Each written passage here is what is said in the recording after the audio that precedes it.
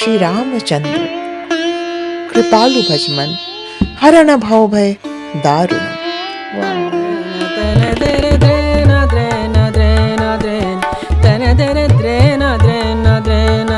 आपके सामने वो सारी चीजें आएंगी जिसको आप इच्छा कर रहे हो। लॉ ऑफ अट्रैक्शन तो यही कहता है ना कि हम लोग गुरुजी को देख कर सीखते थे। आज गुरुजी ने ये घूंघट लिया है, हमसे होगा क्या? दोनों भवें चलेंगी? अरे एक ही हो रहा है, कैसे होगा? तो हम देख कर सीखने वाले पीढ़ी थी हमारी। आप सोचिए, आप कितना, आपको ताल भी सुनना है, लय भी सुनना, ऑडियंस को भी देखना है कि ऑडियंस तक मेरी बात जा रही है कि नहीं। क्योंकि ऑडियंस, मैंने कहा ना कि वो हमारे लिए ईश्वर तुल्य है, मुझे उनको बताना है अपनी चीजों को। क्योंकि कथक में जैसे ता खई खई तत, ये एक बोल आया, ठीक है, तबला बजा 1 2 3 4, गर्दन का अगर हमने ग्रीवा संचालन किया 1 2 3 4, तो हर एक ताल पे आपका जो हम बोलते हैं वही हम करते हैं और वही हम दिखाते भी हैं। दीम दूम दना दीम दना दीम दूम दना दीम दना दीम दूम दना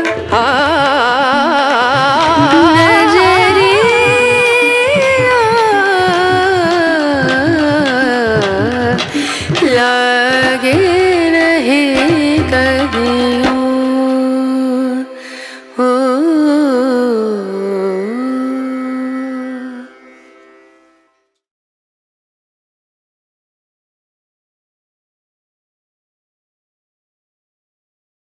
भारत की मिट्टी में जो रची बसी हुई कलाएं हैं, उनका जब जब जिक्र होता है तो उनमें सबसे ऊपर नाम आता है कथक का। आप इसे नृत्य के तौर पर देख सकते हैं, लेकिन ये इससे भी कई ज्यादा गहरा है। आज इस पॉडकास्ट में तो हम इनफैक्ट कथक योग की भी बात करेंगे और कैसे ये आपके डिप्रेशन, आपके एंजाइटी को भी बहुत दूर लेकर जा सकता है। फैक्टफुली इसको आपको समझाने की कोशिश करेंगे। एक ऐसी शख्सियत जिन्होंने परंपराओं की विरासत को संभाल कर रखा, जेनजी वाले वर्ल्ड में, 15 सेकंड के रील वाले वर्ल्ड में कैसे आज भी वो सैकड़ों लोगों को न सिर्फ कथक सिखा रही हैं, बल्कि जीने का एक नया तरीका बता रही हैं। और शायद इसीलिए उनके काम से प्रभावित होकर उनके पास 3.5 साल की उम्र की बच्चियों से लेकर 76 ईयर्स तक की बुजुर्ग महिलाएं आती हैं जो अपने कदमों को थिरकाती हैं। और शायद इसीलिए उनके काम को भारत सरकार की तरफ से भी सराहा जा रहा है। स्वागत कीजिए कथक गुरु शालीना चतुर्वेदी का। बहुत बहुत स्वागत है मैम। बहुत बहुत धन्यवाद नम्रता जी। मैम, जैसे कि मैंने कहा कि कथक सिर्फ एक नृत्य की कोई फॉर्म नहीं है, सिर्फ एक कोई डांस फॉर्म नहीं है, ये एक फीलिंग है, एक इमोशन है।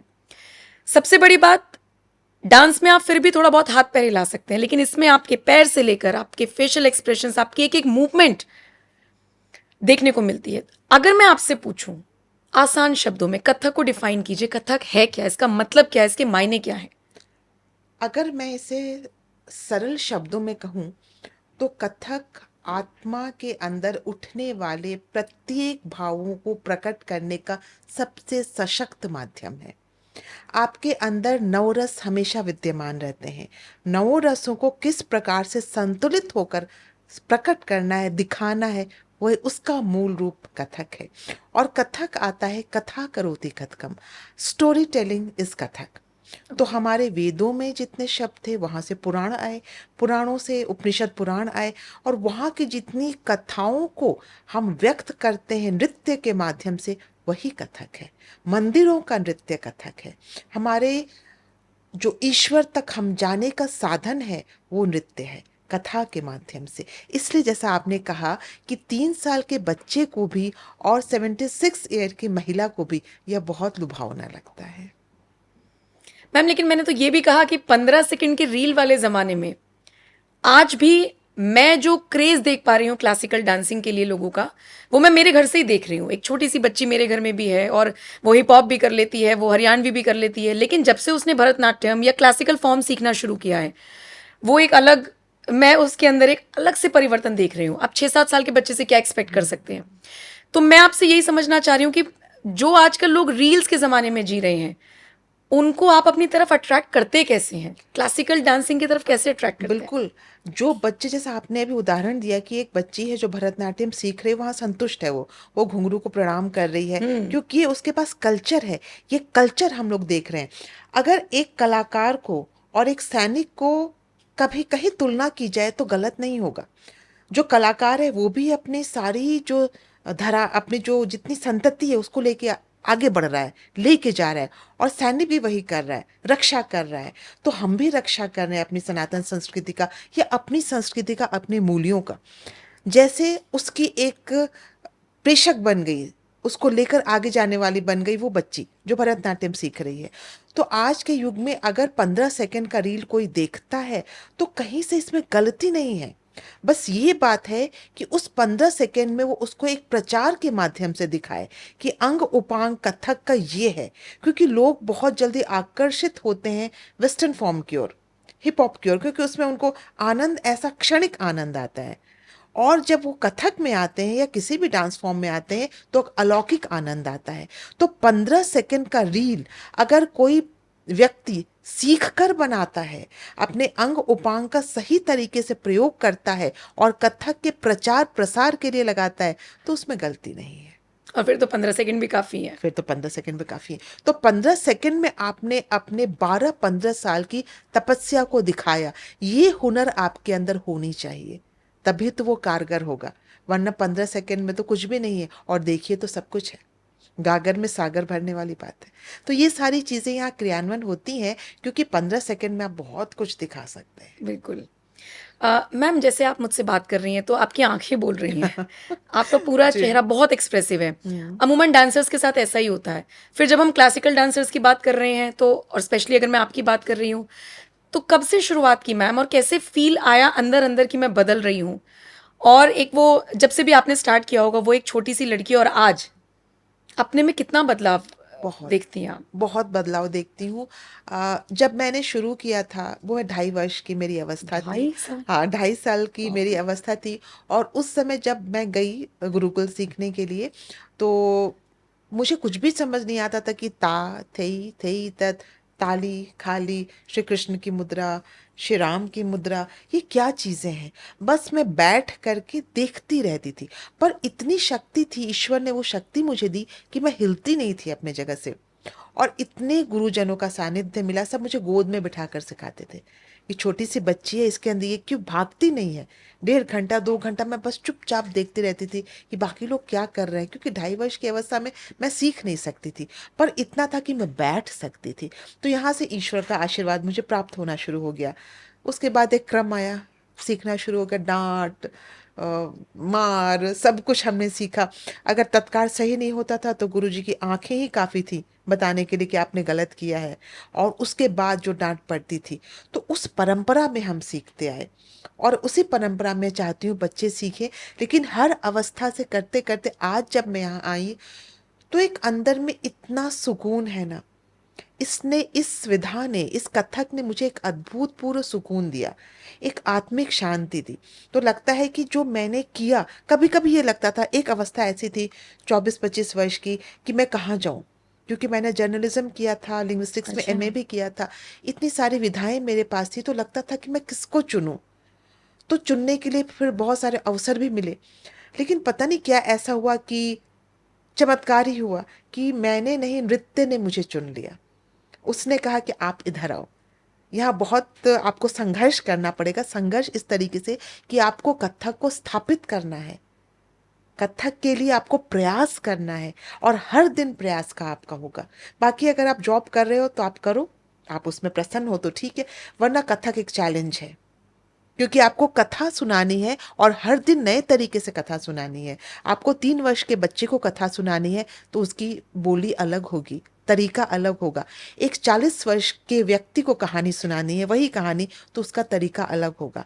तो हर एक कथा का प्रसंग और प्रस्तुत करने का तरीका अलग होगा, हर ऑडियंस अलग होगा, हर का डिमांड अलग होगा। डिमांड मतलब, क्योंकि जब हम नर्तन करते हैं तो साक्षात जो बैठते हैं वो ईश्वर तुल्य हैं हमारे लिए।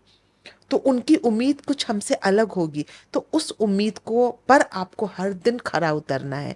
हमारा जो इंस्टीट्यूट चलता है वहाँ पर विभिन्न विविध प्रकार के लोग आते हैं, तो उनको समझाना कि नृत्य आपको बल देगा, वो भी एक कठिन कार्य है।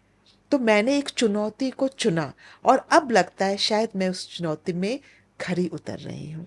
तो अब आत्मविश्वास है, आत्मसंतोष है, मतलब इतना सुख है इसमें। बहुत सुख है इसमें। इस आपने कहा मैम कि 3 साल की बच्ची बैठी है, उसको भी समझाना है अलग तरीके से, उसी कथा को 40 साल के आदमी को भी समझाना है। तो कैसे समझाना है, मतलब मैं कैसे समझूं इस चीज़ को एक्सप्रेशंस के साथ, या अगर आप मुझे कोई बता सके, हमारे दर्शकों को समझा सके, दिखा सके।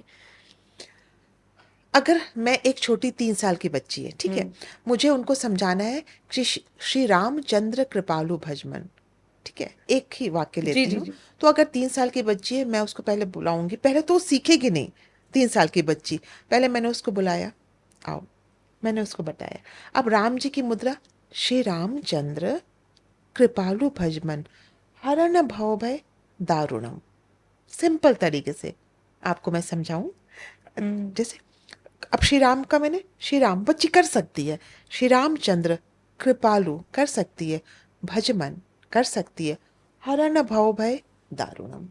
ये छोटी बच्ची इतना कर सकती है क्योंकि उसने सीखा हुआ है, राइम्स उसने सीखा, वो कर सकती है। किंतु जो 25 वर्ष से ऊपर है, जो इस स्थिति को समझ रहे हैं कि श्री राम जी के अनेक स्वरूप हैं, अनेक रूप के माध्यम से हम प्रकट कर सकते हैं। श्री रामचंद्र कृपालु भजमन हरण भव भय दारुणम। वाह। तो तो इस तरीके से हम उनको भाव अभिव्यक्ति के माध्यम से सिखा सकते हैं। तो हर स्टेज की अलग अलग परिकल्पना है और मुझे हर स्टेज में जाना पड़ेगा। हम्म। और अगर कोई एकदम, मान लीजिए किसी की नानी आई है, अभी हमारे इंस्टीट्यूट में एक नानी माँ ने एडमिशन लिया है, अपनी नतनी के साथ आती हैं, तो अब वो बिल्कुल बच्ची के साथ आ रही हैं, उनको पहले तो मनोबल करना है ना। अब उनको मैं अचानक से ये सारी मुद्राएं दूँ तो फिर ठीक नहीं होगा। तो मुझे नानी तक जाने के लिए मुझे उनकी नतनी बनना पड़ेगा। तो इन सारे किरदारों को मुझे निभाना पड़ेगा। तो मेरे लिए तो मैं जब सुबह से उठती हूँ तो एक चुनौती रहती है कि हर बच्चे को कैसे मैं अपनी संस्कृति में जोड़ कर रखूं, क्योंकि आज के डेट में आकर्षण बहुत है और उस आकर्षण में इतना लुभावनापन है कि बच्चे विस्मृत हो जाते हैं कि मैं कहाँ जाऊं। तो उनको सही गाइडेंस देने के लिए मुझे बहुत तपना पड़ता है। हर दिन नई विधाएं लानी पड़ती हैं कि कैसे मैं अपने क्लास को आकर्षक बनाऊं, कैसे वही तत्कार है उसमें कैसे मैं नई स्टोरी दूं, ताकि हमारे जितने जेंजीज हैं वो हम तक आए। क्योंकि सच्चा गुरु वही है जो अपने बच्चों को जोड़ कर रखे जहां तक संभव हो। अगर नहीं जोड़ना है वो तो ईश्वर की अपनी इच्छा। तो प्रयास मेरा हर दिन, नम्रता आप विश्वास करिएगा, आज भी मैं आ रही थी, आज शाम में मेरा क्लास है, ऑनलाइन बैचेस चलते हैं, तो मैं सोच रही थी आज बच्चों को क्या इतना सुंदर दूं कि मेरा जो एम है कि अपने कथक को वो सीखे समझे और उनको नयापन भी लगे। तो एवरी डे आपको नया बनना है, तो आपको शोध करना है, हर दिन आपको नई नई चीज़ें सोचनी है, समझनी है और उसको करना भी है। और फिर वही 3 साल के बच्चे के लिए अलग, 40 के लिए अलग, 75-80 के लिए अलग। तो चुनौती तो है। अच्छा, बाकी डांस फॉर्म से ये थोड़ा सा टफ है, तो कभी कभी इरिटेशन नहीं होती अगर कोई नहीं सीख पा रहा है तो? पहले होती थी। पहले ऐसा लगता था कि मैं बता रही हूँ, क्योंकि मैं शुरू से कभी, इरिटेशन वर्ड आया ही नहीं, क्योंकि 22 वर्ष से मैंने देखा है कि जो हमारे सामने, जो हमारी उस वक्त दीदी रहती थी, उनके पैरों में कितना दर्द हो जाता है जब तत्कार करते हैं, तो कई बार पैरों से खून आ जाते हैं। 1 2 3 4 1 2 वो पैर तत्कार के चल रहे हैं, तो कई बार क्या होता है कि कोमल होते हैं कहीं पर, तो वहां से रक्तस्राव भी होता है। लेकिन ऐसा होता था गुरु जी का कि जब तक सम न आए, कंप्लीट न आए, आपको रुकना ही नहीं है। तो मैंने उसको देखा हुआ था, मेरे कहीं मस्तिष्क में वो था कि इतनी आप साधना कर रहे हैं तो गुस्सा तो आएगा नहीं। मैं समझाती थी कि आप करो, लेकिन मुझे इससे दिक्कत होती है कि आप करते नहीं हो, अभ्यास करते नहीं हो, आपके अंदर डेडिकेशन नहीं है, आप गुरु की बातों को समझ नहीं रहे हो और आप चाहते हो कि मैं एक दिन में मुझे एकदम चमत्कारिक रूप से सफलता मिल जाए। तब लगता है कि नहीं, आप भागो मत, दौड़ो मत, धीरज रखो, आपके सामने वो सारी चीजें आएंगी जिसको आप इच्छा कर रहे हो। लॉ ऑफ अट्रैक्शन तो यही कहता है ना कि आप सोचो, कार्य करो। हम लोग तत्कार करते थे, तो तत्कार करते कितनी बार घुंघरू टूट जाते हैं बीच के, उसके उसके अंदर एक होता है छोटा सा, तो वो टूट जाता है, पैरों के नीचे आ जाता है, और पैरों के नीचे वही आपको दर्द होगा, घाव हो जाएंगे। तो क्या डांस तो करना है आपको, कंप्लीट तो करना है। 1 घंटे का आप कहीं शो कर रहे हो, कुछ दर्द हो गया, आपको कंप्लीट करना है, उसके बाद उपचार होगा। उपचार तो भरा हुआ है, इसलिए कहते हैं आपको स्ट्रांग होना है इसमें। आपके गुरुजी के बारे में थोड़ा बताइए, आपने सीखा जी, कैसे? क्योंकि चेहरे के एक्सप्रेशंस भी सीखे होंगे, सारी चीज़ें, तो उनके बारे में बताइए। पहले तो मैं बताती हूँ कि हम लोग गुरुजी को देख कर सीखते थे। वो सिखाने का अलग बात है, वो सिखाते तो थे ही, लेकिन उनकी चाल को हम देखते थे कि आज गुरुजी ने ये घूंघट लिया है, हमसे होगा क्या, दोनों भवें चलेंगी, अरे एक ही हो रहा है, कैसे होगा। तो हम देख कर सीखने वाले पीढ़ी थी हमारी, हम लोग देख कर सीखते थे। और गुरुजी हमारे जो सबसे पहले शारदा महाराज जी, जो बनारस घराने के थे, वो हमारे घर पर आते थे, और जो तबले के साथ उनका संगत होता था, और बहुत प्यार से वो सिखाते थे, कभी डांटते नहीं थे। लेकिन उनकी जो मौन और जो उनका ये आंखें होती थी ना, ये अरे गलती होगा, अब तो क्लास के बाद डांट पड़ना है, या फिर हाँ आज अच्छा हुआ, बस यही होता था। हमारी जो उपलब्धि यही होती थी, ये हम्म, हाँ गुरुजी अगली बार नहीं होगा, हम्म, थैंक यू, बहुत बहुत धन्यवाद। और हमारे गुरुजी हमारे जब आते थे सिखाने, तो एक ऊपर तख्ता जैसा होता था, वहाँ गुरुजी बैठते थे, तबला वो बजाते थे, संगत में कोई आ गए तो वो बजाते थे, और हम जितने उनकी शिष्याएं होती थी, हम सब जमीन पर बैठते थे, धरती पर बैठते थे। हम नहीं साथ में बैठ सकते थे, क्योंकि हमें पता है कि गुरु से ज्ञान लेना है तो विनम्रता सबसे पहली पहचान है। तो जब हमने विनम्रता अपने अंदर रखी, धीरज रखा, तब जाकर के आज आपके सामने कुछ शब्द मैं बोल पा रही हूँ। तो गुरु जी का ये काफी था हमारे लिए। बस यही पहचान थी। ऐसा अरे वाह वाह व्हाट अ प्लेजेंट सरप्राइज, ये सब वैसा नहीं था। ठीक है, तो ये होता था। और आपकी ज़िंदगी में भी ये काम आया, ज़िंदगी में भी ठहराव आया? पूरी तरीके से। आप जब एक नृत्य विधा को लेकर चलती हैं, तो उसमें हमारे साथ में कितना बड़ा ग्रुप होता है, वादक होते हैं, कलाकार होते हैं, म्यूजिशियंस होते हैं। उसके बाद में हमारा जब अपना प्रोडक्शन होता है, तो लाइट वाले होते हैं, कैमरा माइक साउंड सारे लोग होते हैं। तो सबका सामंजस्य एक साथ एक जैसा हो ज़रूरी नहीं है, पर मुझे सबको साथ लेकर चलना है, सबको मिलाकर चलना है। तो वही जो मेहनत थी ना, कि कैसे लोगों को हम माइंड को लें अपने पास में, और उनको कैसे बताएं कि भाई हमें एक प्रोडक्शन अच्छा करना है, तो वो काम आता है। आपके बिल्कुल। उस समय के का जो हम लोग जल्दी कुछ बोलते वापस नहीं कहते हैं। नहीं नहीं, जैसे किसी कहीं हमने गए, अरे मैडम आप तो बहुत देरी से आ रही हैं, आपको तो 5 मिनट पहले आना था। कभी कभी कहीं ऐसा होता है, किसी जगह आप जाओ, ऑर्गेनाइजर्स होते हैं, तो कभी कभी कहते हैं, अरे मैडम आप तो बड़ी जल्दी आ गई। हम कहते हैं जी मैं आ गई। कभी कभी कहते अरे मैडम आप तो बहुत देर से आ गई, हमें कहते जी हम आ गए। उस बात को बढ़ाना ही नहीं जिससे कि परेशानी हो, वाओ! क्योंकि आप अपने मन का सुकून कहीं नहीं खोना है, नहीं नहीं नहीं नहीं, इस बिल्कुल नहीं, पड़ाव पर आप आ चुकी हैं। एकदम। क्योंकि हमें जाना है वहां पर, हमें पता है हमें अपनी प्रस्तुति करनी है, जिसके लिए हमने कम कठिन रियाज किया है। तो क्यों हम अपने वाक्य के द्वारा अपने मस्तिष्क को परेशानी दें, क्योंकि बोल करके हमें भी सुकून नहीं आएगा, वो बातों का सिलसिला फिर अलग जाएगा। इसलिए अच्छी बात है कि आप उसको हाँ करिए, आप अपना नृत्य करिए, समय जवाब देगा। आप नृत्य कर रहे हैं, जब वही व्यक्ति है जब नृत्य देखता है, तो मैडम बहुत थोड़ा देर से आई थी, पानी पी लीजिए ना, तो ये ईश्वर करवाएंगे। तो हम कौन होते हैं कुछ ज्यादा बोलने वाले किसी को? आपको अपना बात आपको अपनी बात रखनी है, सही तरीके से रखनी है। लेकिन वाद विवाद करने के हम कलाकारों को जरूरत नहीं है, हम तो काम करने आए हैं वहाँ। बहुत बढ़िया। आपको याद है जब आप पहली बार कभी स्टेज पर आपने परफॉर्म किया होगा, कितनी हाँ आपकी उम्र थी, वो एक्सपीरियंस क्या था? हाँ, आपको मैं बताती हूँ। जिस पद्धति से हमने सीखा, गुरुकुल पद्धति से, तो वहाँ पर ग्रेजुएशन होता है नृत्य में, उसके बाद हम नृत्य करते हैं, एक डिग्री आती है। तो मैं 2.5 वर्ष की अवस्था से सीख रही थी, और मेरी पहली प्रस्तुति लगभग जब एज मेरा होगा 21 साल, 19 से 21 साल के एज ग्रुप में, मैंने अपनी पहली प्रस्तुति दी थी बड़े मंच पर। आज अगर किसी को कहा जाए कि आप 10 साल 20 साल सीखिए फिर आपकी प्रस्तुति होगी, तो संभव नहीं है, और मुझे लगता है ज़रूरत भी नहीं है।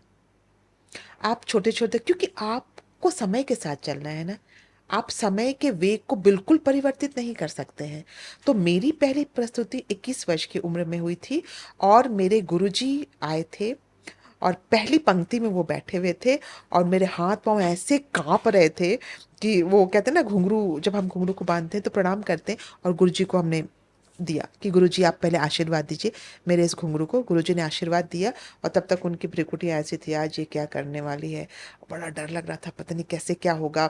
सम है, विषम है, फिर 3 ताल के हैं, परण है, तोड़े हैं, टुकड़े हैं, कहाँ पे मैं सही जाऊंगी, कहाँ पर, क्योंकि एक ग्रामर है मंच पे, आपको कहाँ रहना है, मध्य में रहना है, कब कब आपको थोड़ा आगे जाना है, कब अनुलोम प्रतिलोम, सारे शब्द हैं, पूरा एक ग्रामर है उसको, मैं कितना पालन कर पाऊंगी। तो ये डर था। और बीच बीच में नज़र गुरुजी पे भी जाती थी कि सही तो हो रहा है ना गुरुजी, थोड़ा सा स्माइल तो किए कि नहीं किए।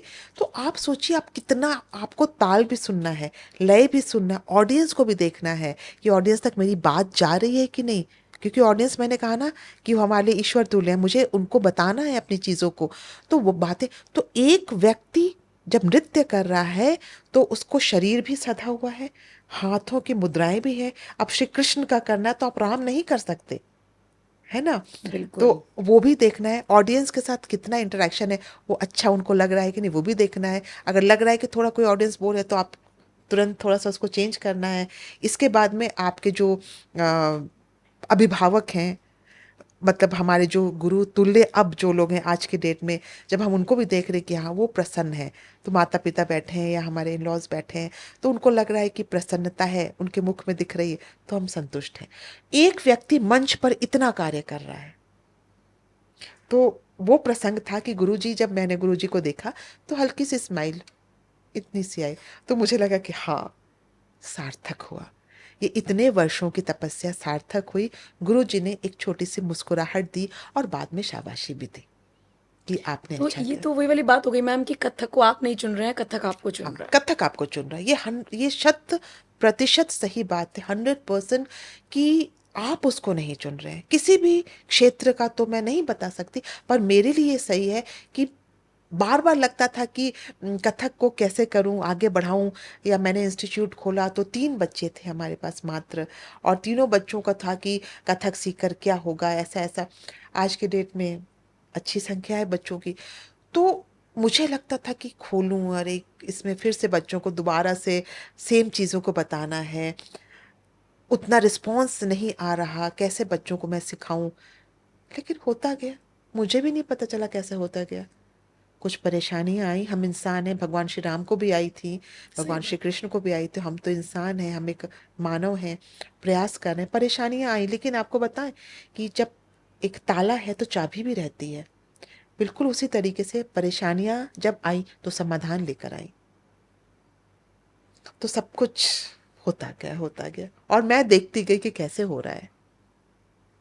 कथक के फॉर्म्स भी होते हैं मैम? कथक के अंग उपांग होते हैं, मतलब अच्छा। कथक एक अपने आप में पूर्ण शास्त्रीय नृत्य है। ठीक है। स्टोरी टेलिंग, जैसे मैंने आपको हम्म। बताया कि कथा को हम बताते हैं, उसमें जैसे आपका एक आमद हो गया, उसको आजकल मैंने नया शब्द दिया, आगमन। ओके। तोड़े टुकड़े, परण, तिहाई, फुटवर्क, स्पिन, फिर गत भाव, गत निकास, ऐसे कुछ शब्द होते हैं जिसको पिरो करके एक पूरी तैयारी की जाती है नृत्य प्रस्तुति की। और इसमें आपकी पूरी बॉडी इन्वॉल्व होती है? हाँ, पूरी बॉडी। क्योंकि कथक में जैसे ता, खई, खई, तत, ये एक बोल आया, ठीक है, तबला बजा, 1 2 3 4, गर्दन का अगर हमने ग्रीवा संचालन किया, 1 2 3 4, तो हर एक ताल पे आपका जो हम बोलते हैं वही हम करते हैं, और वही हम दिखाते भी हैं। मतलब पैरों से भी वही दिखाते हैं, हाथों से भी वही दिखाते हैं, और बोली भी वही चलती है, और तबला भी वही बोलता है। तो एक जैसा सब कुछ होता है। अच्छा, अगर मैं जब आपसे बात कर रही थी उस टाइम, तो हमने 2 किताबों का ज़िक्र जी किया था। जी जी तो मुझे थोड़ा उनके बारे में बताइए, जो जैसे हमने पीछे आपकी साइट पर लगाई हुई भी हैं, मैं दिखा दूँगी दर्शकों को। जी। मैम, उन किताबों का क्या मकसद था? एक का तो अनुवाद ही किया है शायद आपने, और दूसरी किताब लिखी है। पहले मैं प्रथम पुस्तक के बारे में हाँ, हाँ, बताती बता हूँ। दीजिए आप। वो भरत मुनि जी का नाट्य शास्त्र है। वो बहुत ही अनोखी पुस्तक है, और इसे कहते हैं ना, इसको भी ईश्वर ने चुना कि आप इसको करिए। क्योंकि मैं जब एमए के स्टूडेंट्स, इसमें डिग्री पूरी चलती है, डॉक्टरेट की भी डिग्री है, तो जब मैं एमए के स्टूडेंट्स को पढ़ाती थी, तो मुझे लगता था कि उनको संस्कृत में है, वैदिक संस्कृत में, तो कठिन था, उनको समझने में थोड़ी दिक्कत होती थी। तो मैंने कहा कि मैं इसका अनुवाद कर दूं सरल, तो शायद इजी हो, बच्चों को समझ में आए। और आज के युवा वर्ग बहुत ही आज का युवा वर्ग बहुत ही शार्प है। साथ ही आज का युवा वर्ग बहुत असमंजस में भी है कि वो किस दिशा को चुने। जब वो बच्चा 21 से 25 वर्ष की आयु में, उसको समझ में नहीं आता मैं कहाँ जाऊं, किसको चुनो, मैं म्यूजिक करूं, मैं इंजीनियरिंग करूं, मैं मेडिकल में जाऊं, मैं क्या करूं, इतने सारे कंटेंट क्रिएटर हैं, मैं वो बन जाऊं। तो बच्चे एकदम परेशान हो जाते कभी कभी। तो ऐसे बहुत बच्चों से मैं मिलती थी। तो नाट्य शास्त्र आपको बताता है कि जीवन जीने की कला क्या है। और नाट्य शास्त्र को पांचवा वेद कहा जाता है, क्योंकि अच्छा। इसमें वेदों से सब कुछ लिया गया है, और भरत मुनि जी ने लिखा, ब्रह्मा जी के आदेश में, सतयुग के एंड में इसको लिखा गया। आज वर्ल्ड हेरिटेज है, इसको माना गया है, श्रीमद् भगवत गीता को और नाट्य शास्त्र को। तो उसको जब मैं अनुवाद कर रही थी, तो मैं आपको बताऊं, मुझे ना रात रात भर नींद नहीं आती थी, क्योंकि सारे जो उसके श्लोक हैं, उसके उसमें लगभग इतनी मोटी पुस्तक है, 4 वॉल्यूम की, 1 2 3 4 वॉल्यूम में पुस्तकें हैं, और बहुत ही कठिन है। तो मुझे भी समझ में नहीं आता था। और और ऐसी अपनी संस्कृति की चीज है, तो मैं उसको कुछ ऊपर नीचे भी नहीं कर सकती, सही बात है। छेड़छाड़ भी नहीं कर सकती थी। रात में लगभग 2.5 वर्ष तक, रात के 2 से 2:30 बजे में नींद टूटती थी। ये आपके पास मैं पहली बार बता रही हूँ। 2:30 से 3 बजे मेरी नींद टूटती थी, और मैं जाकर बैठती थी जहां मैंने इसको फैलाकर मैंने रखा हुआ था लिखने के लिए। और मुझे लगता था कि, क्योंकि छोटा करना था ना, उसे कम शब्दों में डालना था, तो मुझे लगता था कि ये चीज मैं डाल दूं, ये उपयोगी है आज के लिए। फिर मैं उसको डालती थी। ऐसे करते करते 2.5 वर्ष में इसका निर्माण हुआ। और आज के डेट में हमारे जो इंजीनियरिंग के बच्चे हैं, मेडिकल के स्टूडेंट्स हैं, प्रभात प्रकाशन ने छापा। जब मैं उनसे बात करती हूँ, भैया कैसा है, बोलते हैं दीदी अच्छा जा रहा है, बच्चे इसको पढ़ रहे हैं, समझ रहे हैं, क्योंकि सरल हिंदी है। अब उसको मैं कठिन कर देती, तो वही बात होती ना, फिर कोई कैसे पढ़ेगा इसको। तो सरल अनुवाद हुआ, तो लोग उसको समझ रहे हैं। और बहुत इजी है कैरी करने में, तो लोग कहीं भी ले जा सकते हैं, और आराम से कैरी करके पढ़ सकते हैं। 36 अध्याय हैं उसमें। ये इसकी कथा है। तो ये तो पहली किताब हो गई। दूसरी? दूसरी एक हनुमान चालीसा है, जिसमें कि वो आने वाली है। वो आप लाने वाली आने हैं। वाली है। और एक है कथक योग, जो कथक को मैंने योग से जोड़ा, उसकी उसमें सारी विधाएं हैं। कथक योग क्या है मैम? आपको बताती हूँ नम्रता, कि कथक एक ऐसा फॉर्म है कि कथक के में यार सारे हमारे जितने भी शास्त्रीय डांस फॉर्म है, वो शिव की उत्पत्ति से हुए हैं। शिव जी जब नृत्य किया, तो उस नृत्य से ये इनकी उत्पत्ति हुई। इसमें एक श्लोक है, मैं आपको बताना चाहूंगी। नृत्यावसाने नटराजराजो ननाद ठक्काम नव पंचवारम उद्धर्तु कामा सनकाद सिद्धा एतत् विमर्शे शिव सूत्र जालम। भगवान शिव ने डमरू के निनाद से अपने नृत्य को कंप्लीट किया। नृत्य अवसाने, नृत्य कंप्लीट करने के बाद भगवान शिव ने डमरू का निनाद किया, वहां से 14 सूत्र निकले। उनको महर्षि पाणिनि हमारे महर्षि हुए संस्कृत के, जिन्होंने उससे व्याकरण बना करके शब्द बनाया, ओके। जिससे हम आज बात कर रहे हैं, जो संस्कृत में प्रयोग में आता है। आज हम हिंदी में उसको लग करके आज हमारी बातचीत उसी के आधार पर हो रही है। अब शिव जी ने 108 करण दिखाए, नृत्य की विविध मुद्राएं दिखाई। वहां से हमने अंगहार के रूप में कथक या नृत्य में ले लिया, शास्त्रीय नृत्य में ले लिया, और बाकी योग में चले गए। कितनी लिए हैं आप लोगों ने डांस 32 फॉर्म्स में में? 32, अंगहार के 32, रूप में, हाँ। ठीक है। और बाकी चले गए जो शेष बचे, वो योग में चले योग गए। में, अच्छा। तो नृत्य और योग का बहुत सुंदर समन्वय है, और नृत्य योग कहीं से भी अलग नहीं है।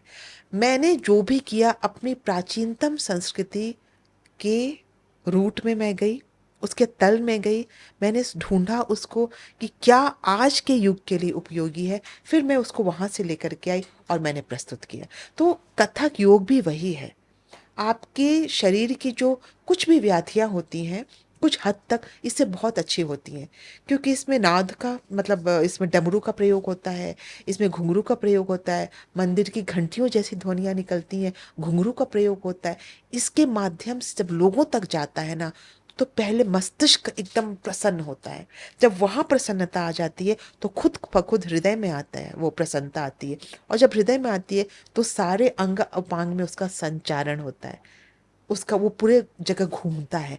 तो हैप्पीनेस इसके माध्यम से आती है। इसका मतलब जो लोग डिप्रेशन एंजाइटी के शिकार हैं, अगर वो एकदम ठीक होते हैं और मैं मुझे सीसीआरटी ने सीनियर फेलोशिप इसी विषय पे दिया है, जो भारतवर्ष में पहली बार है। अच्छा, थोड़ा और विस्तार से बताइए मैम। हाँ, ये जो है ना, देखिए, लगभग लगभग 2 वर्षों का ये फेलोशिप मुझे मिला, ठीक है। सीसीआरटी ने दिया है। भारत की जो कला संस्कृति मंत्रालय के अधीन में आता है, भारत ठीक है। सरकार के केंद्रीय शोध संस्थान है, उसने मुझे दिया। वहाँ पर लगभग 100 लोगों को के साथ मैंने बातचीत की और कुछ अंग उपांग उनको मैंने दिए दिए मतलब बताए, यही कथक का है, आपको ये करिए, इससे हाथों के लिए लाभकारी है, आप ये करिए, ये आपके स्पॉन्डिलाइटिस के लिए ठीक है। इस तरीके से यूरिक एसिड, उसके बाद में सिस्ट फाइब्राइड, यहाँ तक ये सारी चीज़ें ठीक होने शुरू हो गई। तो चमत्कार नहीं करके ही उनका मनोबल था, क्योंकि आपका शरीर आपका है। किसी भी चिकित्सक से पहले आप अपने शरीर को जानती हैं। आप जाकर उसको ये बताएंगे मुझे यहाँ पेन है, आप तो बताइएगा ना। किसी भी डॉक्टर के पास जाइएगा तो पहले आप ये बताइएगा मुझे यहाँ दर्द है, वो कैसे जानेगा? फिर वो परीक्षण करेगा, अच्छा इसलिए आपको यहाँ दर्द है, अच्छा इसलिए यहाँ दर्द है। तो प्रथम तो आपको पता चलता है।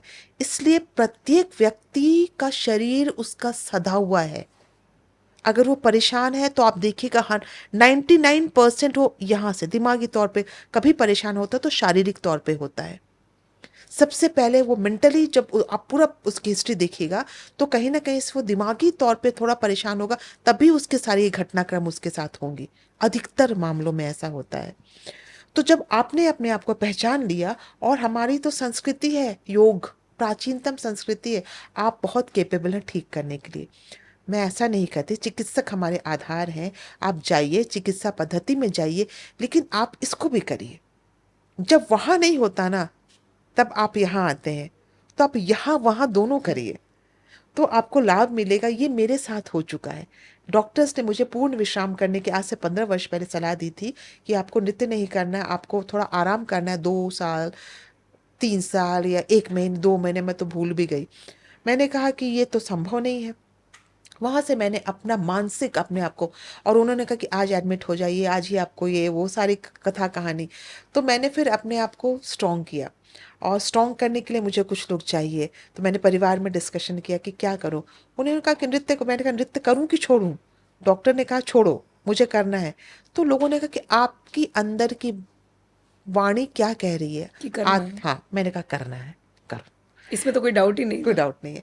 तो वो मैंने किया, और मैं लगभग 6 महीने बाद उनके पास गई, वो सारी चीज़ें ठीक थी। तो ये हुआ। अभी हाल फिलहाल मुझे गले में बहुत पेन था, मैंने सारे डॉक्टर्स को दिखाया। उन्होंने कहा कि ये वो सारी चिकित्सा पद्धति की, ये 2 महीने 3 महीने पहले की बात है। मैं खा नहीं पा रही थी, मैं पी नहीं पा रही थी, मुझे बड़ा दिक्कत हो रहा था इधर सारी तरफ। तो मैंने कहा डॉक्टर्स मिलना है भाई, आपको तो जानना है। बिल्कुल बिल्कुल। मैंने परेशानी बताई, उन्होंने कुछ मेडिसिन दिए, पेन किलर वगैरह। मुझे लगा इससे नहीं होने वाला। फिर मैंने अपने कथक योग के हिसाब से उसको किया, 15 दिन किया, और आज ईश्वर की दया से ठीक है। तो साक्षात शिव आते हैं जब आप नृत्य करते हो, और उसी नृत्य को आप योग में लेते हो, तो साक्षात उनका आदि योगी स्वरूप आता है, क्योंकि शिव नटराज है और शिव आदि योगी भी हैं। तो आपका बल आपको जीतने के लिए प्रेरित करता है। कोई बाह्य चीजें आपको न हरा सकती हैं, न बाह्य चीजें आपको जिता सकती हैं। आप ही हैं पूर्ण रूप में। सहायता समाज की चाहिए, हम समाज के लोग हैं, परिवार की सहायता चाहिए, लेकिन आप हैं। आप, यही तो लॉ ऑफ अट्रैक्शन, मैं तो बार बार कहती हूँ। सोचिए, समझिए, परखिए, परखिए, कुछ भी करने के पहले सोचिए, समझिए और परख भी लीजिए। और आपको शक्ति है, आपकी आत्मा गवाही देगी कि आपके लिए सही है गलत है। उसी समय परख लीजिए, सही है तो कर डालिए उसको। आपने कहा कि हनुमान चालीसा को भी कथक के फॉर्म में, तो थोड़ा हाँ, एक्सप्लेन करेंगी हाँ कैसे? बिल्कुल। क्योंकि ये थोड़ा सा अलग लगता है। हाँ, क्योंकि देखिए श्री हनुमान जी ऐसे हैं ना, कलयुग के साक्षात देवता हमारे हनुमान जी हैं। तो हनुमान जी को आप, मेरा इंट्यूशन है कि मैं जब भी बुलाती हूँ तो एकदम मुझे ऐसा लगता है वो साक्षात खड़े हैं। हम्म, तो फिर मैंने जो हनुमान चालीसा के दोहे, मैं उनको मंत्र ही कहती हूँ, प्रत्येक दोहा एक मंत्र है। तो उसको मैंने साधा कि अगर आपकी कोई ऐसी विशेष परेशानी हो रही है तो आप आइए मेरे पास में, मैं प्रयास करूंगी हनुमान जी के आदेश के अनुसार ही कि उसके प्रत्येक, मैंने कहा ना कि कुमत, जो आपकी कुमति है वो सुमति बन जाती है, कंचन वरण आपका हो जाएगा। मतलब आपको जो चाहिए वो श्री हनुमान चालीसा में आपको प्राप्त है। अष्ट सिद्धि, नवनिधियां, कितनी सारी चीजें हैं हनुमान चालीसा, हम सब जानते हैं, बिल्कुल। प्रत्येक दिन सुनते हैं। तो उसमें आप एक बार, अब आप नम्रता आज जाके उसको अलग तरीके से सुनिएगा, थोड़ा धीरे धीरे सुनिएगा, उनके शब्दों को सुनिएगा और उसमें देखिएगा कि हर शब्द आपको मनोबल दे रहा है। आप दिन भर काम कर रही हैं, आज आपने एक पॉडकास्ट किया, आज मेरे साथ है, फिर कल है, निरंतर आप काम कर रही हैं, आप भी कभी थक रही हैं। तो आपको उसमें से चुनिए कि जब आपको बहुत निराशा, निराशा नहीं कह सकते, थकावट लग रहा है कि आज थोड़ा सुस्ती छा रहा है, थोड़ा आराम कर ले, तो आपको उठाने वाला भी वहाँ एक चालीसा का एक दोहा है। उसमें राम जी हैं, लक्ष्मण जी हैं, माँ सीता है, सारे सकारात्मक लोगों के नाम उसमें, सनक सनातन, अपने गुरु की वंदना है, श्री गुरु चरण सरोज रज, वहीं से शुरुआत है। तो जब इतनी सारी सिद्धियां आपको मिल रही हैं तो आप कैसे हार सकती, कैसे हताश हो सकती हैं? तो ये प्रयास है कि युवा वर्ग के लिए मैं इस इन शब्दों में लिखूं प्रत्येक दोहे का अर्थ, कि आज मैं हमेशा जब भी युवाओं के साथ बैठती हूँ, कभी ट्रिपल IIT में मेरा लेक्चर होता है, तो मैं देखती हूँ कि हर की ख्वाहिश है कि मेरा हजारों हजार का पैकेज लगे, और उसके में अगर हो गया तो और लगे, नहीं हुआ तो क्यों नहीं हुआ। तो इसलिए साधना होगा, अपने शरीर और अपने मन और अपने एक जो है ना लगाम जरूरी है। हो गया तो बहुत अच्छी बात है, नहीं हुआ तो बहुत अच्छा आपका इंतजार कर रहा है। जो आपकी मर्जी से हो रहा है वो तो ठीक है, लेकिन जो ईश्वर की मर्जी से होगा, उनकी इच्छा के अनुसार होगा, वो सर्वोत्तम होगा। वो कहते हैं ना, मन का हो तो अच्छा, ना हो तो और और अच्छा। अच्छा, क्योंकि वो हम उन्हीं की तो संतान है ना, ईश्वर ने तो गढ़ा है। तो वो सोच रहे हैं, हम अपने संतान, अपने बच्चों के बारे में सोचते हैं, तो क्या ईश्वर के हम संतान है वो हमारे बारे में नहीं सोचेंगे? तो आप अर्पित कर दीजिए।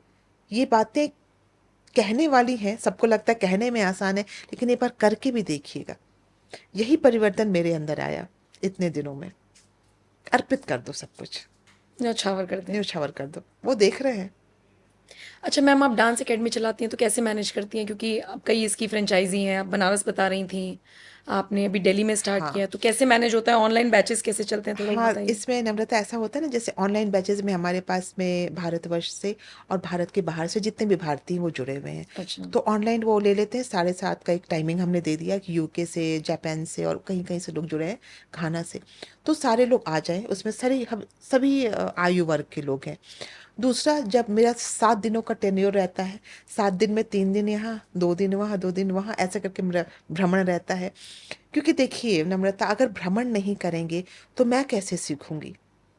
और वहाँ पे हमने टीचर्स रखे हैं, हमारे हर इंस्टीट्यूट में टीचर है जो बहुत हमारे जो अच्छे शिष्य हैं। इस बहाने मेरी एक उपलब्धि ये भी है कि मैंने बहुत लोगों को एक मंच के साथ साथ एक आजीविका साधन भी दिया, रोजगार, बिल्कुल। रोजगार भी दिया। तो ये ईश्वर की, यही मैंने कहा ना कि इच्छा थी कि आप रोजगार दीजिए। तो हर जगह मैं जाती हूँ, और कभी बनारस गई तो वहाँ के लोगों से सीखती हूँ। आज मैं आपसे भी सीख कर जा रही हूँ, और इसको मैं अपनी जो कला है उसमें मैं डालूंगी। मैं बनारस के चलते हुए कोई आराम से पान खा रहा है, मैं उसको देखूंगी, हाँ अरे भाई इसके पान खाने का तो तरीका बिल्कुल अलग है, दिल्ली में कोई पान खाएगा अलग होगा। तो लोगों को देख देख, लोक नृत्य सबसे बड़ा हमारे भारत के देन है। लोक नृत्य से ही तो शास्त्रीय नृत्य की उत्पत्ति हुई है। तो लोगों को देखकर जब हम वो नृत्य प्रस्तुत करते तो लोगों के लिए होता है, लोगों से हमने लिया, हमने उसके अंदर उसका मंथन किया कि ये मैं इस तरीके से कर सकती हूँ।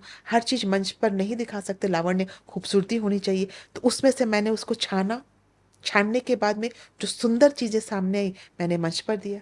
तो भ्रमण नहीं करूँगी, आपसे नहीं मिलती, यहाँ सबसे नहीं मिलती, तो मैं इस प्रसंग को कैसे याद रखूँगी? आज की जो आपके साथ पॉडकास्ट है, आज मैं अपने स्टूडेंट के साथ इसको कथा के रूप में बताऊँगी। तो इसलिए सीखना वाह। ज़रूरी है और सीखने के लिए घूमना ज़रूरी है। अब इस अवस्था में आ गई हूँ मैं कि भ्रमण करके मैं सीख सकती हूँ, और मेरी जो साधना थी वो अनवरत चलती रही 25-30 साल। बिल्कुल। आपकी कहानी कहाँ से शुरू हुई ये मुझे थोड़ा थोड़ा समझ में आ रहा है, कहाँ तक पहुँच रही है। वैसे तो मेरा एक सवाल इसमें ये भी था कि कभी आपके मन में ऐसा आया कि बस यार बहुत हुआ, लेकिन मुझे लगता है कि इसका जवाब नहीं होगा, कि जी। ऐसा कभी नहीं हुआ होगा। लेकिन एक चीज़ मुझे आपकी अच्छी लगी कि आपने किसी दूसरे फॉर्म को अलग थलग नहीं रखा। आपने कहा, जैसे ऑफ कैमरा भी हम यही बात कर रहे थे कि अगर शकीरा डांस कर रही है तो वो उनका अपना हाँ, स्टाइल है, हिप हॉप हो बिल्कुल। रहा है तो अपना स्टाइल है। हाँ, ये आपके विचार हैं। बिल्कुल। अमूमन जब मैं कभी कभी ऐसे किसी लोगों से मिलती हूँ तो उनके विचार ये होते हैं कि आजकल का तो समाज ही नहीं, खराब हो गया है, नहीं। आजकल का तो यही हो गया। आपको कहीं से कहीं तक भी नहीं लगता कि हमारी जनरेशन को अगर थोड़ा बहुत इधर उधर या दिशाहीन कोई बना रहा है तो वो थोड़ा बहुत भी उसमें बॉलीवुड का कोई रोल हो सकता है, या हम जिसे वल्गर श्रेणी में डाल देते हैं वो हो सकता है? होता है। देखिए, 2-4 चीज़ें हैं इसमें कि जो जेनज़ी है या बच्चा है वो कहीं से भी दोषी नहीं है। गुरु कैसे हैं और परिवार कैसा है, आप किस जगह से आए, माता-पिता ने आपको क्या सिखाया है, और आपकी उसकी परिभाषा कहाँ है। जैसे अगर बॉलीवुड का नृत्य है, तो अगर बॉलीवुड का नृत्य सिर्फ़ धन अर्जन करने के लिए हो रहा है और सिर्फ़ ऐसी चीज़ों को दिखा रहा है जो कि हम अपने पिता और अपने दादाजी के साथ बैठकर नहीं देख सकते, क्योंकि सिनेमा का बहुत बड़ा व्यापक असर हमारे युवा वर्ग पर होता है और हम पर भी होता है। तो अगर वो चीज़ें हम अपने परिवार के साथ, वो नृत्य की ख़ास करके मैं बात कर रही हूँ, कि वस्त्र अगर अच्छे नहीं हैं, और अच्छे का सेंस है कि मैं अपने बच्चों के साथ, अपने परिवार के साथ नहीं बैठ के देख सकती, तो मेरे हिसाब से भारतीय संस्कृति में वो गलत है, वो गलत है। आप उसमें बहुत सारी चीज़ें हैं, आप उन्हीं शब्दों का चयन क्या हो गया आज? उन शब्दों का चयन, हमारी भाषा वो नहीं है, ना हमारी भाषा थी, ना है वो भाषा। और बॉलीवुड ने हमें पिया तो उसे नैना लागे टाइप गाने भी हाँ, दिए हैं। बॉलीवुड ने हमें पिया तो उसे नैना लगे दिया, बॉलीवुड ने काहे छेड़ छेड़ मोहे वो गाना दिया ठुमरी के स्टाइल में।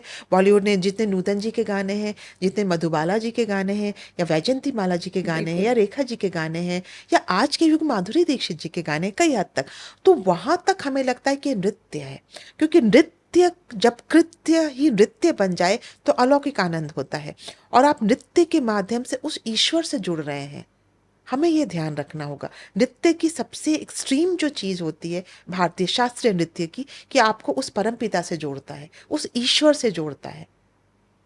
हमारे तो सब सर्वोत्त वही है ना, हमारे शिव जी से हमें जोड़ता है। तो कनेक्शन स्थापित करना है, उसमें ये भटकाव आ जाता है। ये भटकाव हमें नहीं आएगा क्योंकि हमने 30 साल इसको दे दिया। ये भटकाव उन बच्चों के लिए आएगा जिनकी परवरिश में भी थोड़ा-सा लगता है ना, माता-पिता भी अच्छा ठीक है आप कर लो, आपको जो अच्छा लगता है। उन्हें भी बताना होगा, करो, बिल्कुल। समझ कर करो। कोई भी गाना बुरा नहीं है। हमने कहा ना कि शकीरा का डांस उनके लिए अच्छा है। आप करो उनका डांस, करो। लेकिन आप अपनी संस्कृति को समझकर करोगे तो उसमें भी खूबसूरती आएगी। बिल्कुल, बिल्कुल, बिल्कुल, बिल्कुल। जैसे अमूमन हमारे घरों के माहौल अलग होते हैं, लेकिन जब हम सब लोग एक जगह पर मिलते हैं, मान लीजिए मैं इस ऑफिस में ही आ रही हूँ, तो फिर तो सबके साथ बैठना पड़ेगा ना। बिल्कुल, लेकिन मैं अपनी जड़ों को भी नहीं भूल सकती, बिल्कुल नहीं भूल वही सकते। करना है और बस। आज के युग में, आज के बच्चों को आप बहुत, आपको ये करना चाहिए। आपने क्यों नहीं किया? बच्चा नहीं सुनेगा, तो नहीं सुनेगा तो आपका मकसद तो पूरा नहीं हुआ ना। आपका मकसद है अपनी, हमारी जो संस्कृति है उससे हम जेनजी को जोड़े, अपनी सभ्यता से अपने जेनजीज को जोड़े, और जुड़े हुए हैं। जुड़ रहे आज हैं, भजन बिल्कुल। क्लबिंग चल रहा है, बिल्कुल, बिल्कुल, बिल्कुल। आज चल रहा है। वो है ना, राम राम राम जी का नाम चल रहा है। मैं तो सोचती तो हूँ मैम, ये जेनज़ी को ना हम लोगों ने बेकार में अंडररेट कर दिया नहीं कि नहीं, लेज़ी हैं, कुछ और, बहुत ये इतने स्मार्ट है, स्मार्ट हैं। बहुत स्मार्ट है हम अपने बच्चे। ऑफिस में भी देखते हैं कि हम कोई चीज़ बता रहे हैं, अभी देखिए 2 जेनज़ी उठकर बराबर में से निकल कर ये दिखा रहे हैं कि हम जेनज़ी हैं। और ये बताने का तरीका है मैम कि आप किसी बारे में बात कर लीजिए कि वो ऐसे हुआ, वो 3 टेक्निकल टर्म्स बता देते हैं। बिल्कुल तो एग्जैक्टली, स्मार्ट तो हैं, स्मार्ट है। दिशा उनको चाहिए दिशा उनको। चाहिए, और दिशा भी ऐसी नहीं चाहिए कि बिल्कुल दिशाहीन है वे बच्चे। उनको अपने करियर के बारे में, जो बच्चा सोच रहा है अपनी उन्नति के, सेल्फ की हम कैसे अपने आप को आगे बढ़ाएं, ये सोच रहा है, तो बच्चा कैसे खराब है। हाँ, थोड़ी परवरिश, मुझे ऐसा लगता है घर परिवार की परवरिश और एक गुरु का गाइडेंस, वो बहुत हमें आज तक चाहिए, सही आज तक बात है। हमें चाहिए। तो उन बच्चों को तो चाहिए, वरना हमारे जेंजिस बहुत स्मार्ट है, ये गाना है ना, राम नाम सुनियो रे, प्रभु मन हसियो रे। ये गाना पर जो बच्चे आजकल खड़े होकर के संकट मोचन मंदिर में करते हैं, सब जेंजी हैं, और पोशाक उनकी क्या होती है, कुर्ता पजामा। तो कैसे हम कहें जेंजी? बिल्कुल। हमारे टाइम से आज के बच्चे बहुत स्मार्ट हैं। बहुत स्मार्ट है, बिल्कुल। मैम, जैसे आप कथक गुरु हैं, आप कथक डांस सिखाती हैं, इसके लिए कुछ एक कोई स्पेशल नियम भी फॉलो करने होते हैं? जैसे 2-3 चीज़ें मुझे समझनी है। आप हमारे ऑफिस में आए, आपने चाय नहीं पी, आपने कहा मुझे भारी-भारी लगेगा, तो वो एक तो मुझे समझना है कि क्या डाइट फॉलो करनी होती है, तामसिक भोजन छोड़ना होता है, और दूसरा जब आप स्टेज पर चढ़ रही होती हैं, उससे 2 मिनट पहले का थॉट आपके मन में क्या होता है? सबसे पहले नम्रता, आज 44 डिग्री शायद टेम्परेचर होगा, इसलिए मैंने चाय को मना किया। तो और दूसरी बात है कि अ, ऐसे हमारे शरीर का ऐसा हो गया ना, ऐसा नहीं कि हम लोग सब खाते हैं, बहुत इंजॉय करते हैं, लेकिन जब मैं बोल रही हूँ ना, तो लगेगा कि कुछ हल्का रहे। तो क्योंकि वाणी ना हमारे हिसाब से स्पंदन है, उसमें क्रिएशन है। जो शब्द निकल रहे हैं वो कहीं ना कहीं से नाद बन रहे हैं और ब्रह्मांड में जा रहे हैं। तो जब ब्रह्मांड को संबोधित करना है, मैं आपके माध्यम से सारे ब्रह्मांड तक मेरी बातें जा रही हैं, तो वहाँ जब संबोधित करना है मुझे, तो शरीर को हल्का रखना चाहिए।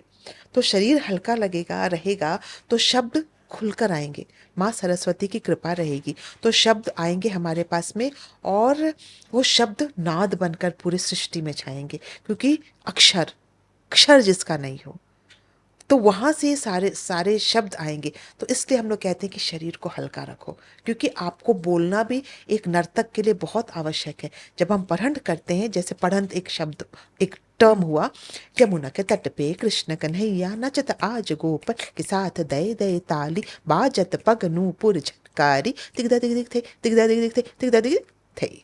तो जो हमने बोला, ये रैप, जो रैप आ जाए वो हमारे पास पहले से था। तो हमने ये कहा, अब मान लीजिए अच्छे से पेट भरा हुआ है, तो वो गति, वो लाने में थोड़ी परेशानी होती है। और दूसरी बात, जब मैं मंच पर जाती हूँ, अभी की अवस्था, जब मैं 21 वर्ष की थी, तो जब मैं उस समय गई थी, तो गुरुजी ठीक है ना, वो ठीक है ना, डांस का कॉस्ट्यूम अच्छा है ना, मैंने स्टेप्स मुझे याद है ना, ये उस वर्ष की, उस समय की अवस्था थी। आपकी जो, जिसने आपने बताया, वो जो बच्ची 7 साल की, वो जाएगी तो हाँ कपड़ा अच्छा लग रहा है ना, अच्छा लग रहा है, मैं डांस अच्छी, ये उसकी अवस्था है। उसके बाद जब 40-45 के बाद जब हम जाते हैं, तो अवस्था होती है कि हमने जो साधा है, हमने जो 20 वर्षों का जो हमारा परिश्रम है, वो खुलकर सामने आए। और हम लोग अपने ईश्वर को बुलाते हैं, हम चाहते हैं कि वो आए, वो आकर के क्या हो रहा है? मज़ा आ रहा है सुनने में। मुझे ऐसा, हमें ऐसा लगता है कि हमारे जो वो, क्योंकि आप बोलिएगा ना तो पूरे गूज बम्स और वो आ जाते हैं अंदर में। तो हमारी ये इच्छा होती है कि हमारे शिव जी आए, हमारे राम जी आए, हमारी माँ पार्वती आए, क्योंकि तांडव लास्य से ही नृत्य बना है, शिव के तांडव से, माँ गौरी के लास्य से हमारा नृत्य बना है। तो वो आए, और वो आते हैं, 100% आते हैं। हम उसको फील करते हैं, हम उसको महसूस करते हैं कि स्टेज के किसी कोने से कोई ऐसी शक्ति हमें देख रही है, जो 2 घंटे का कार्यक्रम पूर्ण रूप से अच्छे से सफल हो रहा है। हम इंसान की, आज इस 46 डिग्री टेम्परेचर में हमें अगर नृत्य करना रहेगा, तो क्या हम इंसान कर लेंगे?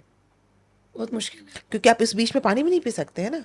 अच्छा। आप कैसे, हाँ, आपका सही तो बात, चल रहा है ऑब्वियसली, ना, बिल्कुल। आप कैसे पानी पी सकते हैं? आप जल नहीं ले सकते हैं। आपको उसके पहले कम से कम कम खाना खाना है। तो वही जैसे कहा कि नृत्य खुलकर आपका सामने है, शरीर भारी नहीं होना चाहिए।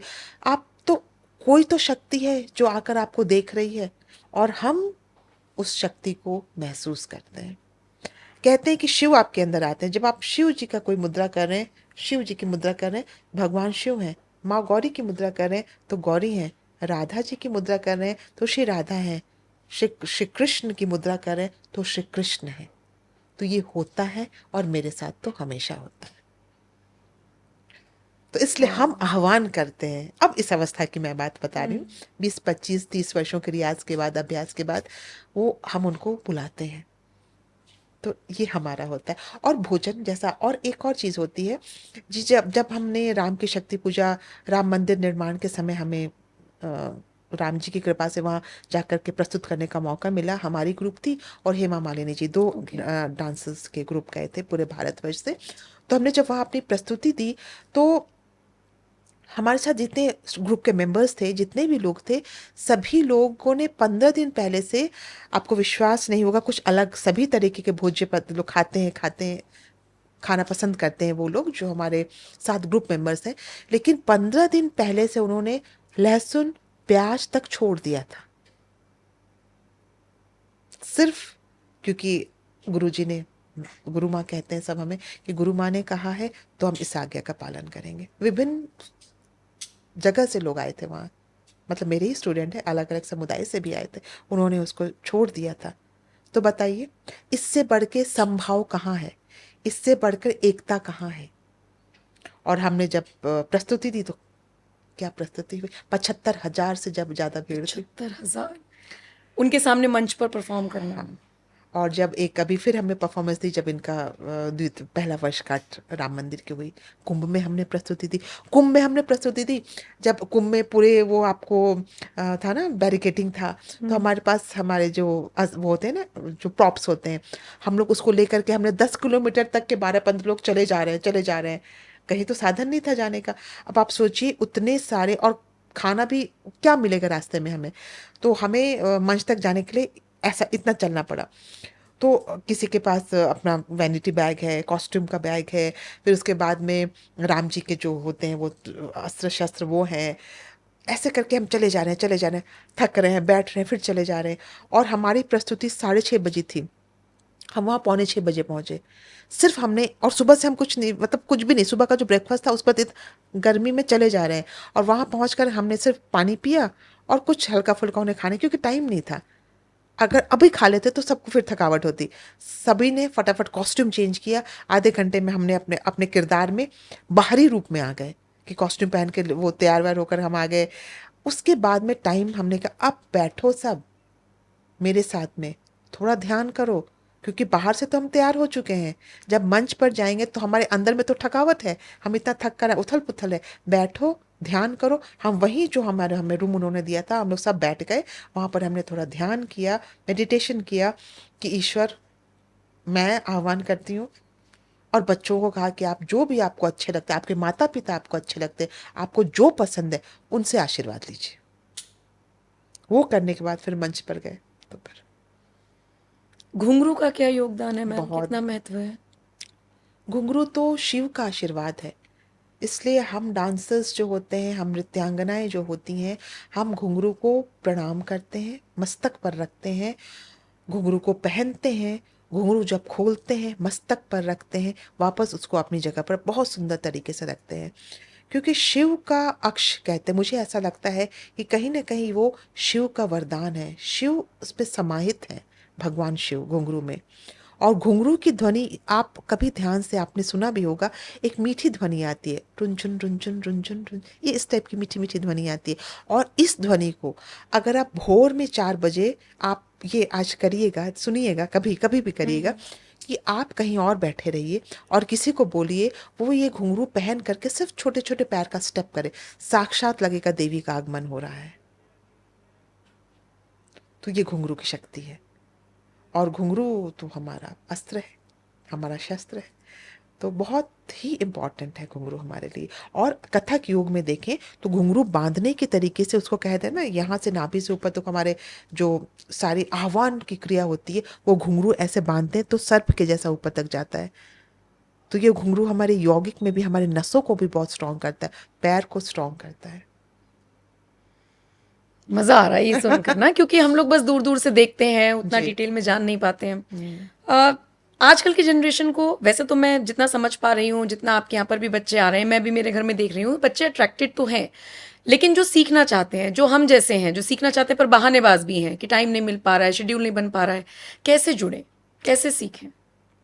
पहला प्रयास है, आप एक बार आइए, आप जहाँ सीखना चाहते हैं एक बार उस इंस्टीट्यूट में जाइए, उन गुरुजी से मिले जहाँ आपको सीखना है।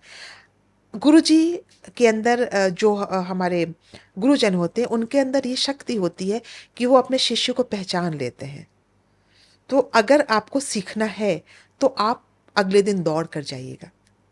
तो पहला प्रयास है कदम बढ़ाकर वहाँ चले जाइए। और अगला रहेगा कि आपके अंदर वो आ गई गुरुजी से आपका तालमेल बैठ गया तो आप फिर तो मेरे पास में 6-6 7-7 साल से ऑनलाइन लोग सीख रहे हैं। कोविड के पहले से जम्मू से, दिल्ली से, इंडिया के बाहर से 7 साल हो गया वो जुड़े हुए हैं ऑनलाइन माध्यम से। यूके से कैसे आएगा कोई, जम्मू से कैसे आएगा कोई, और दिल्ली वाले हैं तो इतना टाइम नहीं मिलता तो ऑनलाइन जुड़ चुके हैं। तो ये है। और कुछ लोग जो ऑफलाइन आते हैं 13 साल 14 साल से जुड़े हुए हैं, एग्ज़ाम्स दे रहे हैं। लेकिन इसमें भी एक चीज़ होता है, कई बार लोग दिग्भ्रमित हो जाते हैं, दिशा भ्रमित हो जाते हैं कि इसके बाद में बॉलीवुड में जाना, ये तो हो गया, अब थोड़ा सा नया चेंज करें। वो भी अच्छी बात है, आप सब कुछ सीखिए। तो ये सीख कर जब बॉलीवुड जाते हैं सीखने के लिए तो इसको भूलिए मत। आपने जो कथक सीखा है या भरतनाट्यम सीखा है या कुछ भी सीखा है तो उसको आप बॉलीवुड में उसका प्रयोग करिएगा तो आपका वही बॉलीवुड और सुंदर निखर बन कर करेगा, आएगा, निखर कर बिल्कुल। आएगा। तो इसलिए ये तो जड़ है, कथक तो जड़ है। और कथक कथक महाभारत में कथकी के नाम से कथक डांसर्स का उल्लेख मिलता है। तो ये तो पुरानी परंपरा है हमारी, कथा वाचन से कथक नृत्य आ गया। और वैसे भी अपनी जड़ों से जितना जुड़े रहेंगे उतना फायदे में रहेंगे। ये तो हम सब अपनी डेली जिंदगी में भी ऑब्जर्व करते ही हैं। बिल्कुल। बहुत अच्छा लगा मैम आपसे बात करके, और मुझे लगता है कि सारे सवालों के जवाब मेरे हो गए हैं। लेकिन एक आखिरी सवाल ये कि अगर आप कथक गुरु ना होती तो क्या होती? आप कभी सोचा ही नहीं जी होगा। जी, कभी सोचा नहीं। लेकिन अगर आप मुझसे 21 वर्ष की जब मैं थी या 22-24 साल की जब रही होंगी तब अगर आप पूछती तो मैं कहती मैं एक पत्रकार बनती, क्योंकि मैंने जर्नलिज्म किया हुआ है। और या फिर भाषा विज्ञान में मैंने किया, मुझे पढ़ाना बहुत पसंद है। तो मैं भाषा की जो उत्पत्ति है, चाहे रशियन हो गया, जर्मन हो गया, वो संस्कृत से आए हैं, तो इन शब्दों के बारे में लोगों को बताती। लेकिन आज के डेट में अब तो मुझे समझ ही नहीं आता, मैं कहीं बात भी करती हूँ तो लगता है कि अगर नृत्य से अलग कुछ बात हो रहा है तो मुझे लगता है कि मेरा यहाँ तो कुछ काम ही नहीं है। तो अगर उससे कुछ नहीं, क्योंकि पूरे ब्रह्मांड ही नृत्य पर है, कॉस्मिक डांस, ग्रह नक्षत्र तारा, जो आज हम ज्योतिष देखते हैं वो भी तो कहीं ना कहीं से जब घूम कर आती है, जब साढ़े साती आती है 7 साल बाद, तो उसका भी तो भ्रमण, ग्रह नक्षत्र भी तो घूम रहे हैं। उसी प्रकार कथक डांसर भी स्पिन लेता है, पृथ्वी, सभी सभी घूम रहे हैं। तो मुझे लगता है कि अगर ये बात ना हो तो मेरे जीवन में अजीब सा लगता है, अरे क्यों आज तो कुछ उस बारे में बात ही नहीं हुई। तो अब लगता है कि यही जीवन है। बहुत बहुत शुक्रिया मैम हमसे बात करने के लिए, बहुत बहुत बहुत अच्छा धन्यवाद, लगा। बहुत बहुत धन्यवाद नम्रता, यहाँ बुलाने के लिए। नमस्कार। और आपको ये पॉडकास्ट कैसा लगा मुझे ज़रूर बताइएगा, क्योंकि अक्सर हम आपको ऐसे लोगों से मिलवाते हैं, या तो हम खबरों की बात करते हैं या उनके प्रोफेशन की बात करते हैं या अलग अलग तरीके से, लेकिन ये कुछ नया था, मेरे लिए भी कुछ एक्सपीरियंस था। और जो आपको नई दिशा दे, कुछ एक नया आपको सिखा के जाए, जो आपको अपनी जड़ों से जुड़े रहने के लिए विवश कर दे, मैं तो ये कहूँगी वो उससे अच्छा कुछ नहीं आपके लिए हो सकता है। तो बहुत बहुत शुक्रिया मैम, आपने टाइम दिया। और बाकी आपको ये पॉडकास्ट कैसा लगा मुझे ज़रूर बताइएगा, और बाकी खबरों के लिए और ऐसे ही पॉडकास्ट के लिए NMF न्यूज़ देखते रहिए। नमस्कार।